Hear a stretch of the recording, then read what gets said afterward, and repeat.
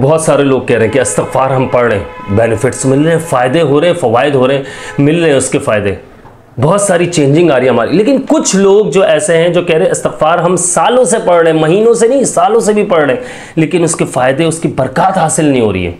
कैसे होगी? मैं आपको बताता हूँ कल की स्टोरी। बहुत सारे लोग ऐसे भी हैं जो मुझे कहते हैं हमारी स्टोरीज भी शेयर करो, लेकिन ज़ाहिर है मैं कर नहीं पाता हूँ, पूरी स्टोरी मालूम नहीं होती है, फिर वो मालूमात करो। खैर मैं मेन टॉपिक पर आता हूँ। कल हुआ क्या? कल मेरे साथ मेरे भाई की तबीयत तकरीबन पिछले 3 महीनों से ठीक नहीं चल रही थी।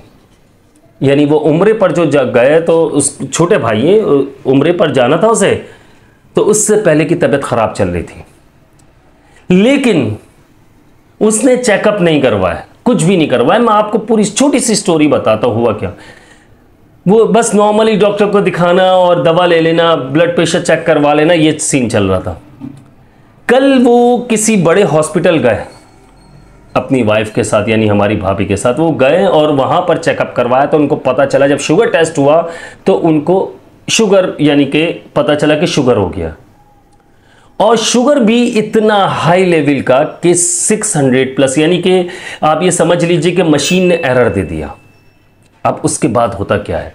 उसके बाद ये होता है कि वो कहते हैं, डॉक्टर्स कहते हैं कि एडमिट होना पड़ेगा, वो मानते नहीं है। वो वाइफ के साथ वापस आ जाते हैं, वो वाइफ की भी नहीं सुन रहे, वापस आ जाते हैं। इसके बाद जो है उन्होंने घर पर आकर बैठ गया वो। अब वो घर पर आए तो वालदा की कॉल आ रही थी, सबकी कॉल आ रही थी कि भाई ये हॉस्पिटल नहीं जा रहा और शुगर बहुत ज़्यादा हाई है, इसकी आंखों के आगे अंधेरा आ रहा है, सर में भारीपन हो रहा है। वो शुगर बढ़ने की निशानी, कुछ अलामात होती है ऐसी।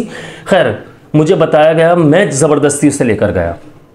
लेकिन इसके बाद मामलात कुछ ऐसे, में आपको यह हकीकत पर मबनी बता रहा हूँ, हकीकत पर मबनी, कोई इसमें झूठ शामिल नहीं है, कोई इसमें ऐसा कुछ नहीं है, अल्लाह बचाए झूठ से। मैं ऐसा कोई अल्फाज अदा नहीं कर रहा हूँ कि जिसमें झूठ शामिल हो जाए।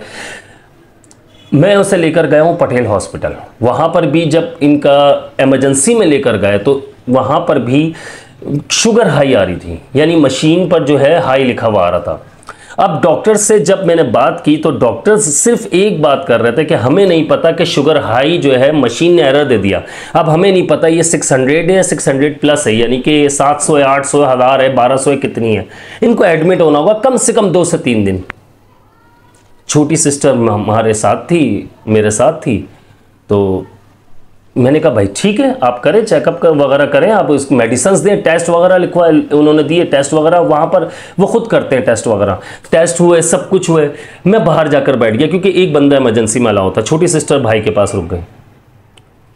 टेस्ट हुए, मैं बाहर जाकर बाखुदा अल्लाह की कसम खाकर कहता हूँ, कामिल यकीन के साथ, मैंने सिर्फ बाहर बैठकर, बहुत से लोग हॉस्पिटल गए, वो हॉस्पिटल में गए हुए होंगे, मैंने एक तस्बीह इस्तग़फ़ार की पढ़ी थी सिर्फ, और अल्लाह ताला से दुआ की कि अल्लाह आफियत वाला मामला अता फरमा। यकीन मानिए, आपको अगर किसी को शुगर होगा उससे मालूम होगा कि जब मशीन एरर दे दे तो मतलब क्या होता है, जान पर आ जाती है। यानी हार्ट अटैक का प्रॉब्लम हो सकता है, आंखें चली जाएगी, दिमाग की नसें फटी, बहुत सारे मसले मसाइल हो सकते हैं। लेकिन यकीन मानिए एक तस्वीर मैंने पढ़ी है। इसके बाद थोड़ी देर बाद जब मैं अंदर गया हूं मिलने के लिए दोबारा भाई से, किसी काम से या मुझे बुलाया गया था, मैं गया हूं, तो जब टेस्ट, इतनी देर में टेस्ट की रिपोर्ट्स आ गई, तकरीबन इस दौरान 1 घंटा 1.5 घंटा लगा होगा या 2 घंटा मैं बाहर ही वेट कर रहा था। तो यकीन मानिए वो सारी रिपोर्ट्स क्लियर, अल्हम्दुलिल्लाह। बहुत सारे इन्होंने टेस्ट रिपोर्ट्स यानी कि टेस्ट करवाए थे, तो सारे, अब वो उन्होंने भी जो डायग्नोज किया वो बताया उन्होंने कि वो शुगर के, यानी कि शुगर हो गई है। एक तस्बीह का फ़ायदा बता रहा हूँ आपको, यकीन मानिए। डॉक्टर ने फिर भी कहा कि नहीं, हम इनको एडमिट करेंगे। मैं बाहर जाकर बैठा रहा, दुआएं करता रहा, तस्बीह एक पढ़ी थी। थोड़ी देर बाद जब अंदर गया हूँ तो डॉक्टर ने खुद ने कहा कि समझ में नहीं आ रहा, एडमिट करें तो क्यों करें।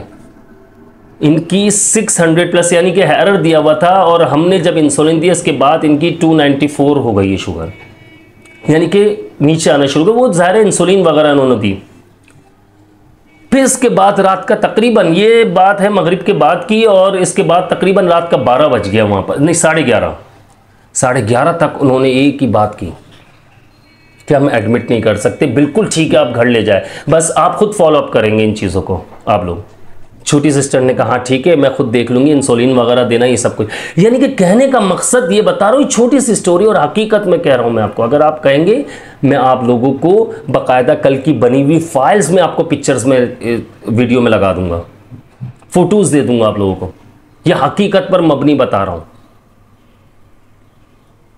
आप ये देखिए कि हर हॉस्पिटल वाला वो उसे एडमिट करने में लगा हुआ था, लेकिन एक इस्तग़फ़ार की तस्बीह कैसे जिंदगी बदल देती है, कैसे मामला चेंज हो जाते हैं हमारी जिंदगी के, कैसे हमारी दुआ जो दिल से हम दुआ करते हैं, कामिल यकीन के साथ अल्लाह रब्बुल इज़्ज़त से मांगते हैं, तो कैसे आपकी ज़िंदगी में मौज़े होने लग जाते हैं, आपकी ज़िंदगी चेंज होने लग जाती है। अल्लाह पाक रहमत की बारिश बरसाना शुरू कर देता है, अल्लाह पाक आफियत फरमाता है, अल्लाह पाक खैर आफियत में अल्लाह पाक हम सब के साथ ऐसे मामलात कर देता है कि हम खुद समझ में नहीं आ रहा तो ये हुआ क्या है। डॉक्टर्स जो अभी 2 घंटे पहले ये कह रहे थे कि एडमिट लाजमी होना है क्योंकि इनकी शुगर ऐसी हो रही है, आंखें इनकी धुंधलापन ख़त्म नहीं हो रहा, सर इनका सुन होते जा रहा है, दर्द हो रहा है, वही डॉक्टर्स कह रहे 1 से 1.5-2 घंटे बाद समझ में नहीं आ रहा। ये तो माशाल्लाह बिल्कुल ठीक हो गए। बोला हम 1 से 1.5 घंटा और रखेंगे। मैंने कहा ठीक है रख लें।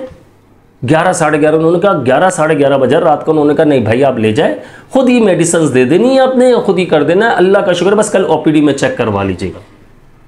आप ये बताइए इससे बड़ी कोई बात हो सकती है? हम ये सोचते हैं कि हमारे मामला खराब है, कुछ भी नहीं होना। यकीन मानिए सिर्फ एक तस्बीह पढ़ी थी मैंने, दूसरी तस्बीह नहीं पढ़ी थी, सिर्फ एक इस्तग़फ़ार की वहां बैठ के तस्बीह पढ़ी है। बाहर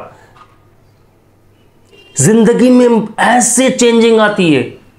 सिर्फ एक अल्लाह पर यकीन रखो, अल्लाह रब्बुल इज़्ज़त ही बचा सकता है, अल्लाह रब्बुल इज़्ज़त ही आपको परेशानियों से निकाल सकता है, बीमारियों से निकाल सकता है, जादू टोना जिन्नात आसे बसरा सब से निकाल सकता है।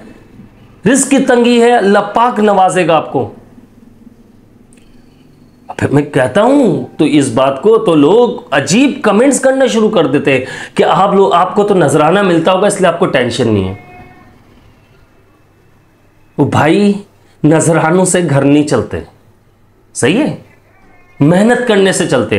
अब ये भी गलत हो जाता, मैं आपको समझाता हूं। अगर किसी के साथ वो पता चले वो इस्तग़फ़ार की तस्बीह पढ़ के बैठ जाए, ऐसा नहीं होता।